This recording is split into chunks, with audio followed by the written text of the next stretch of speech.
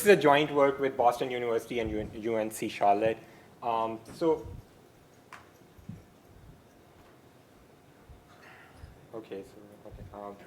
data breaches are becoming common, frequent these days.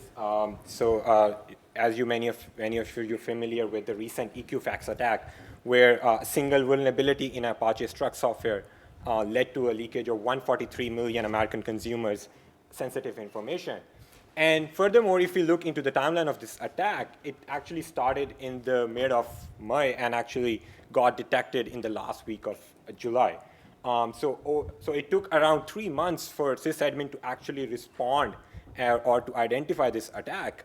And moreover, over this 3 months of timeline, there was a lot of crucial audit logs that were being generated, which can be used for forensic analysis, such as finding the entry point of the attack or the ramifications of this attack.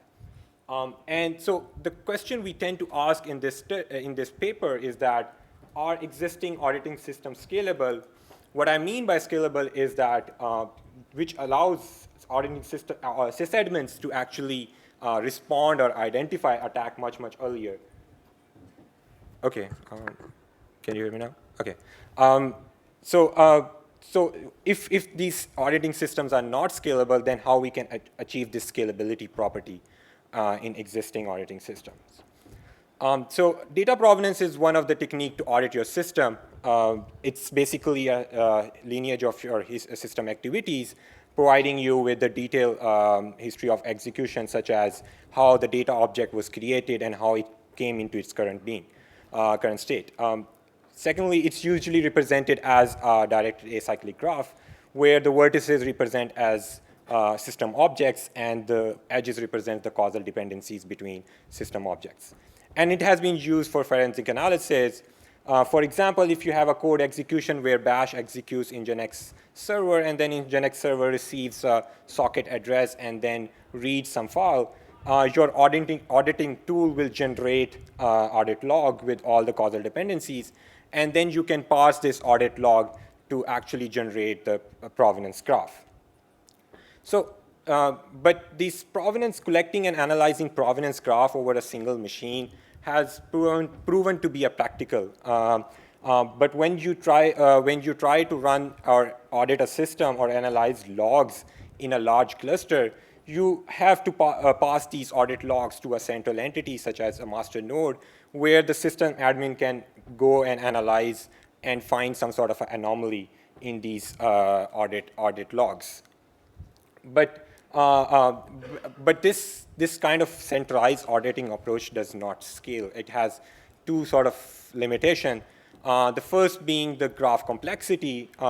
Provenance graphs tends to become very large in a very small period of time. For example, if you run Nginx and MySQL for about 5 minutes on a single machine, the graph will look like something like this, as shown on the slide. And this leads to finding needle-in-a-haystack problem, where the sysadmin might have to go manually or using some tool to sift through these graphs and try to find some anomalous behavior. And this was the case with just single machine. And if you try to add more machine into your system, the graph complexity increases a lot. The second limitation being the storage overhead on the master node or the central node. For example, if you run an Nginx server on a single machine, it produces around about 2.5 gigabytes of data per day. Now if you have thousands of machines in your cluster, then you are actually collecting around terabytes of data on a single machine, which is not practical. So in order to tackle these two problems or limitations, we designed and implemented Winnower. It's basically based on an observation that the cluster applications are replicated according to microservice architecture to provide scalability and fault tolerance. And these replicated applications produce very homogeneous provenance graphs because of same execution pattern or the behavior. So the key idea we have is that if we remove this redundancy across the cluster from these provenance graphs, then it's, before sending into the master node, then it's sufficient to tackle both those limitations. If you remember the graph I showed before for the Nginx and MySQL application, if we use this approach of removing the redundancy using our system Winnower, we will be able to get a model graph which will look like something shown on the slide on the right-hand side. So how we achieve this modeling or capturing the core behavior of the application and also removing the redundancy, we use a consensus model across the cluster. And for building a consensus model, we use graph grammar. Graph grammars are like string grammars which allow you to manipulate and analyze graphs. Basically, it provides you two functionality. The first being to produce a graph, to produce a grammar from a given graph. The second one being a sort of a membership test where you can test if a given graph is in a given grammar. For example, if you have a repeating diamond graph, you can produce a graph grammar from this graph. And using this graph, you can actually go back and produce the original graph. So essentially, Winnower acts as a distributed auditing layer. We're running on each worker node as a Winnower agent. And if you look into one of the Winnower worker node, at a runtime, your audit module will produce audit logs, which will go into a persistent memory or storage, which will be fetched by the Winnower agent at each epoch. And then it performs two operations, first being the graph abstraction, where it removes some of the information from these fine-grained provenance graph. The next one being graph induction, which it basically produce, given this abstracted graph, produce the model graph or the graph grammar. I will explain what these two operations are in the later slides. After the model graph has been produced or the graph grammar has been produced, these agents send these model graph to the master node where they get aggregated based on the application and then sends back to the Winnower agent over the cluster. Once this cycle has been done, the Winnower agent again fetches the graph in the next epoch, perform the operations, but this time it will only send the updates to the model. For example, if you see some new graph or new pattern in your provenance graph, then you will only send updates to the model aggregator where they get aggregated. And this cycle repeats at runtime, and you online update your model.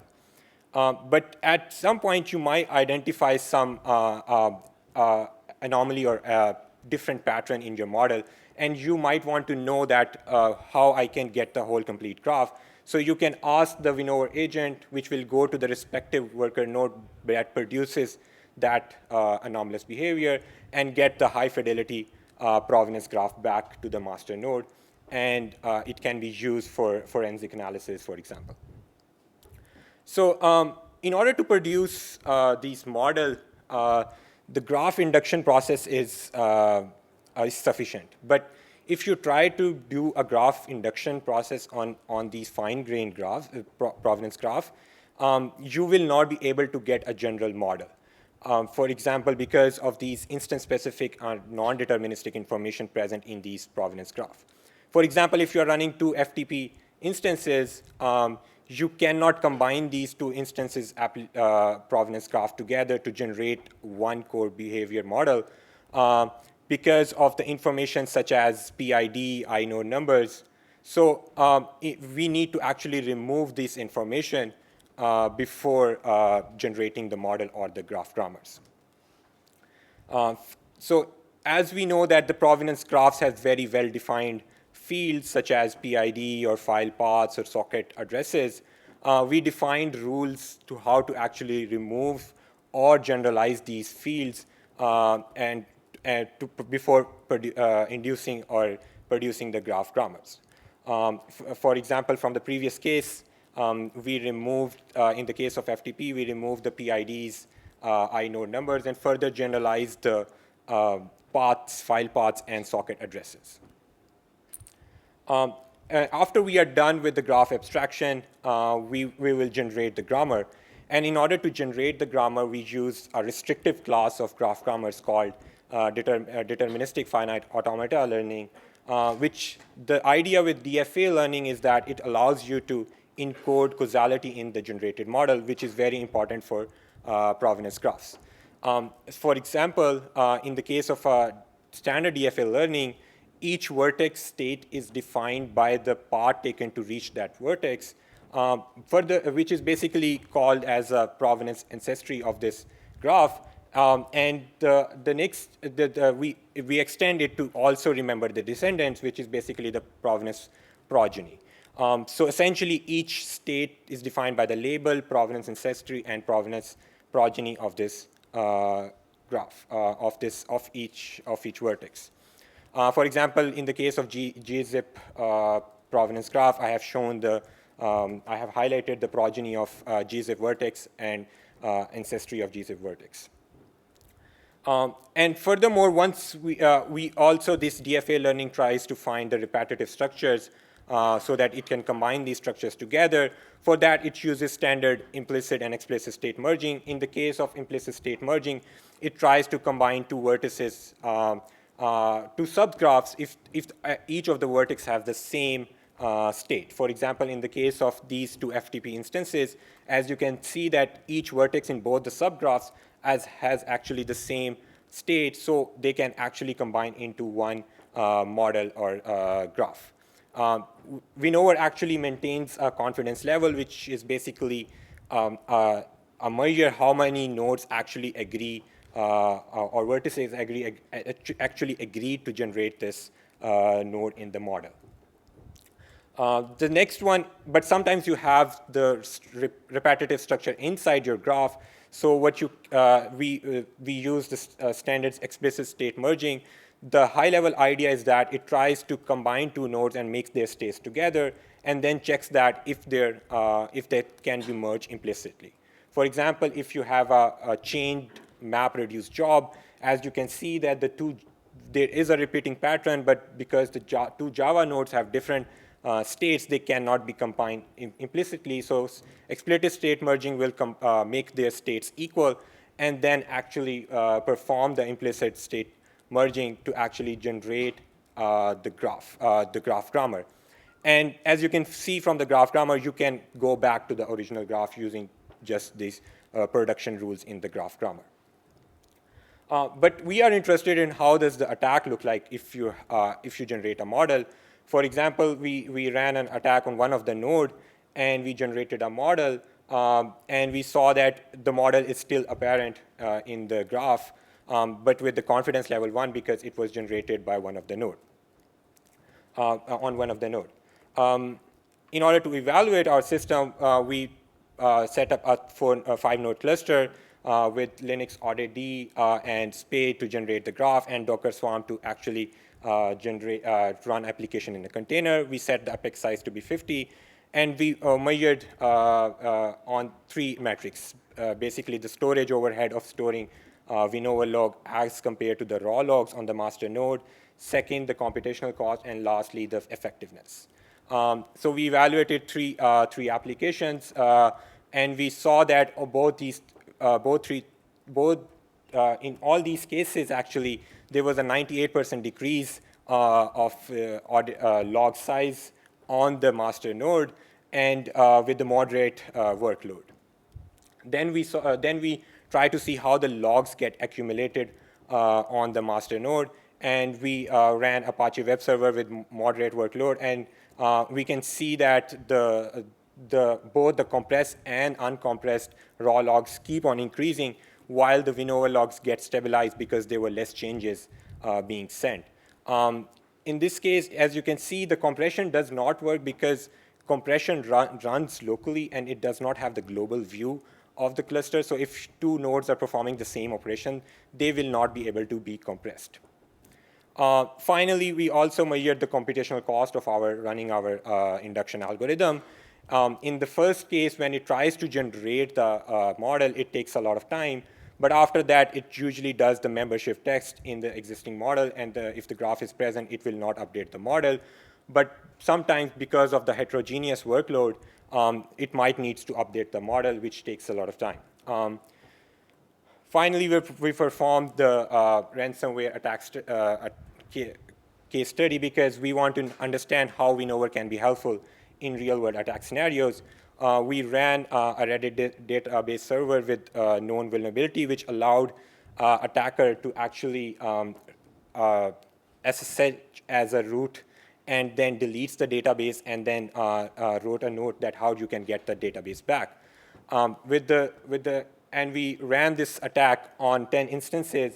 With the traditional graph of the attack, we can see that it produced a huge graph with 80,000 vertices, and the part of the graph has been shown on the slide.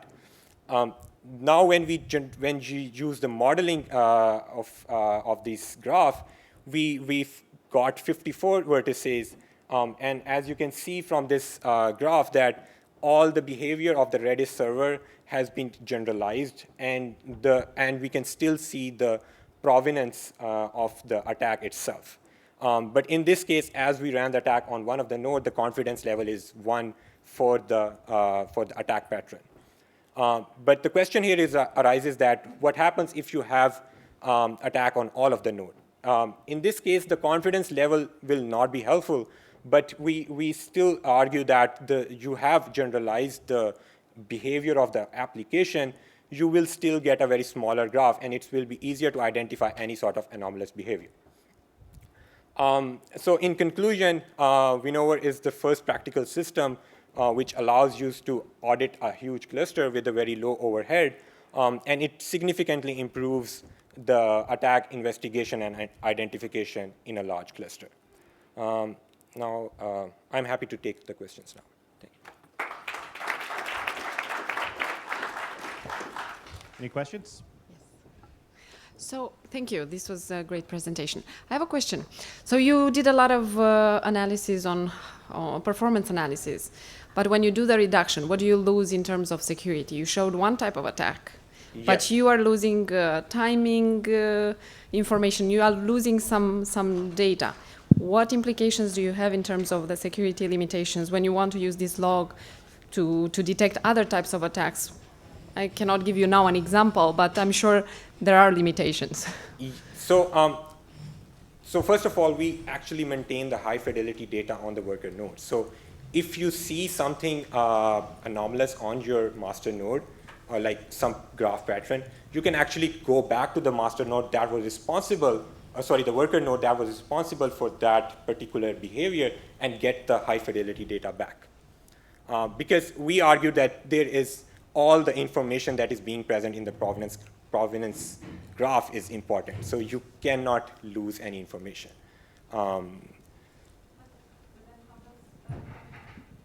You show that you improve the storage if you are keeping all the data. Storage is basically centralized storage. That's what I'm talking about. Basically, you don't have to send the whole data to have a global view of your cluster. You just need the compact models to identify some anomalous behavior. Yeah. Mu Zhang, Cornell. Very impressive work. So I have 2 questions about the models, right? The models you generated. First is, how many models have you generated? It's per application. Yes, per application. Yeah. So it's different, right? So it depends on the evaluation. That if you are running 3 applications, then you will have essentially 3 models. Sure, sure. And second question is, do you have any insights for those models you generated? What do you mean? For example, I'm assuming if the workload for a work node is kind of a constant, then the generated graphs or the patterns are kind of a constant, right? It shows the actually the underlying behavior of that work node. Right. So I'm just wondering if you can share some of the insights. So basically, if you have the model, first of all, the model are trying to capture the behavior of the application. For example, if you have HTTP server, the behavior is basically you have a socket connection incoming, then you read some files like index.html, and then you send back a socket or socket request. So basically, the idea is that if you can capture this core behavior in your model or the grammar, that is sufficient. And if you had a vulnerability and if the pattern deviates from the pattern that was in the model, that should be added into the model, but then sysadmin will be able to see that this is not the sort of normal behavior.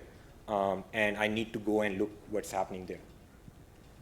One more question? Yeah. Hi there, Daniel Kahn-Gilmore from the ACLU. I'm curious about the sort of potential for recursive problems here. You've got the winnower. So first off, each system is storing all of its own detailed logs, right? And then you're only shipping the models. Yes. And then you have a winnower that runs on each system as well. Yes. To derive the models.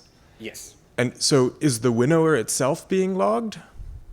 How do you, right? I mean, at some point you have this like, if you were shipping everything off the machine, then you wouldn't have this problem, right? But because everything's being done on the same local machine, it seems like you either have to say, here's a class of things that I'm not willing to analyze, and therefore malware could hide there, or you have infinite recursion. Right. So we make an assumption that the spade, the tool that we are using to generate the graphs, and the Winnower agent is out of the auditing layer.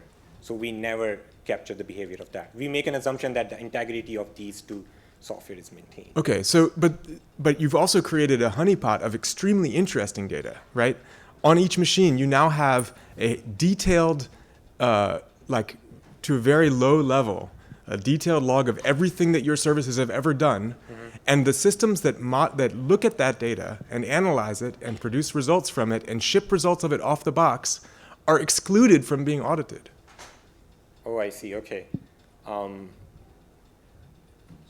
So it seems like the threat model becomes a strange, like you've just carved a big hole for your attacker to come and investigate. So I'm not sure how to deal with that. Okay. Difficulty. I think, yeah, let's take this offline. Okay. I have some thoughts about that. Okay. All right. Let's thank our speaker one more time.